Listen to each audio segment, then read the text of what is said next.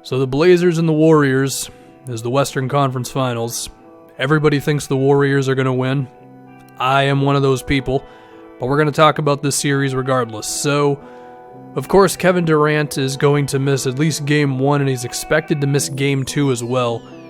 Pretty much essential that the Blazers win one of those games, but if we create a world where KD is not playing in this series at all, then do the Blazers have a real chance of winning this thing? I mean, I would still pick them to lose, but if you told me, all right, Dame and CJ are going to play out of their minds, and Aminu and Harkless are going to make shots, and Kanter could actually survive here, then yeah, but even then I would still pick Golden State to win this series, so I don't know. I can't really present two different predictions, one if KD plays and one if he doesn't, so I'm just going to say everything and not really know what's going to happen with him. So, like I just said, CJ and Dame are going to have to play amazing in this series. Dame has to be great on all pull-up jumpers, and he's got to be able to get by Draymond and Iguodala and Clay consistently. I mean, Harden's efficiency dipped down against the Warriors, and while Dame is not as good as Harden, that doesn't mean he can't be better than him for a select 7-game series, right?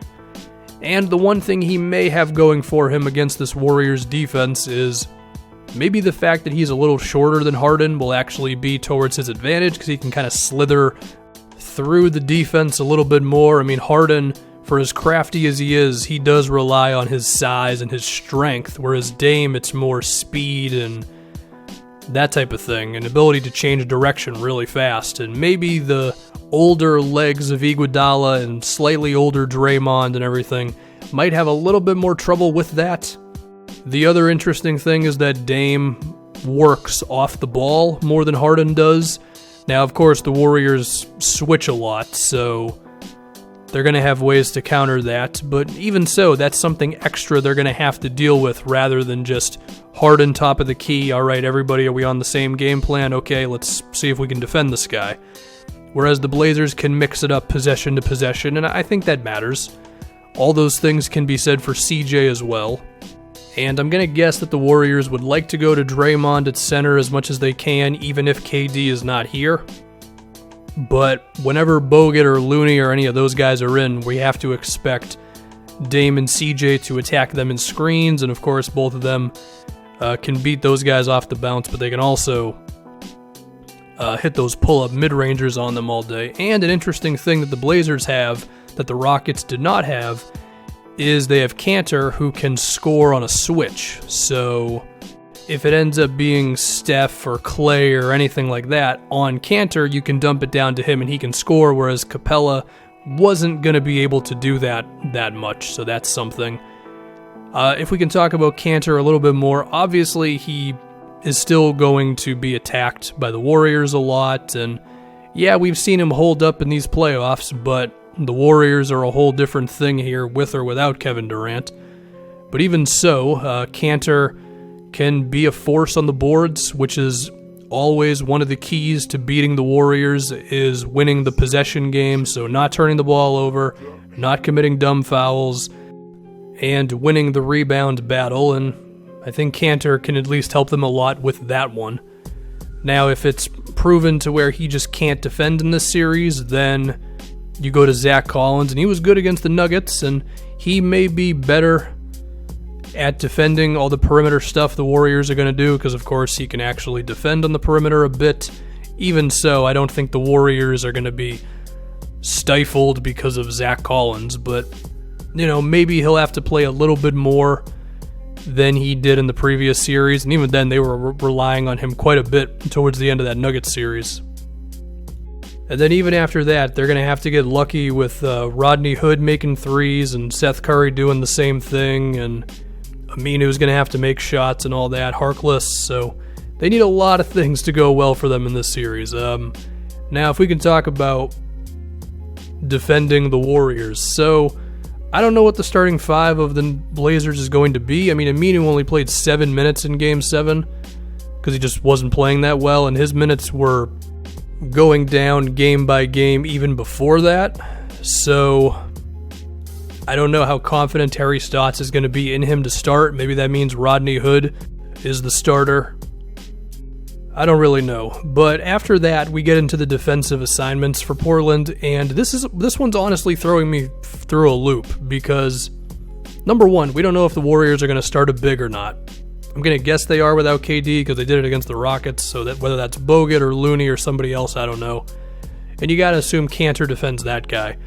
Now, if Draymond is at center and they're going with like Livingston or Quinn Cook or McKinney as the other wing without KD, and it's Kanter having to defend Draymond, then he could have a lot of trouble with that. I think they would still try it because, you can dare Draymond to shoot and stuff. If they wanted to get really crazy, they could try Kanter defending Iguodala, but I think he's proving in these playoffs, leaving him wide open from three. It's not really going to work. And I think that's the big question is Portland going to get weird with the defensive matchups? Because you'd think that they'd want to leave Dame and CJ off of Clay and Steph. Not for the entire game. They're going to defend them sometimes. But, in the bigger moments and stuff like that, right? Second halves, whatever. But I don't know if you can really get away with doing that because, it really would kind of come down to a smaller guy defending Draymond. And, maybe you're okay with that. Maybe you don't think that Draymond is going to kill you in the post or on the boards if, CJ is defending him, and then as a result you have, whether it's Rodney Hood, who's 6'7", or Aminu, who we hope can be an actual player in this series, defending Clay, and then you have Harkless on Steph. That's going to be all really interesting stuff.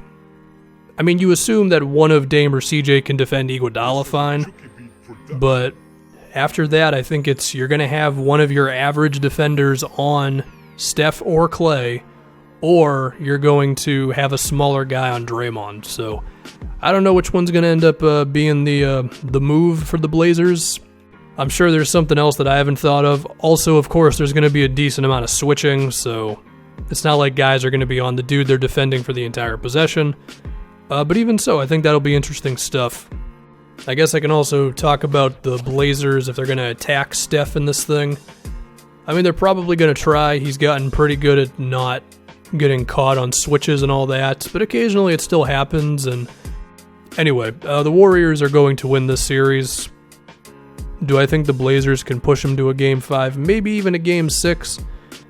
Yeah, you could talk me into it. I don't think the outcome will ever be in question in this series, but I could picture Portland playing some really good games, especially with KD not out there, where they just don't do anything stupid and Dame or CJ get hot and they got the home crowd going for them. I could picture it a couple times happening. So I guess I will say Warriors I'll say this. If KD plays the majority of the series, then I think it's Warriors in 5. If he misses more games than he plays, then it's Warriors in 6. So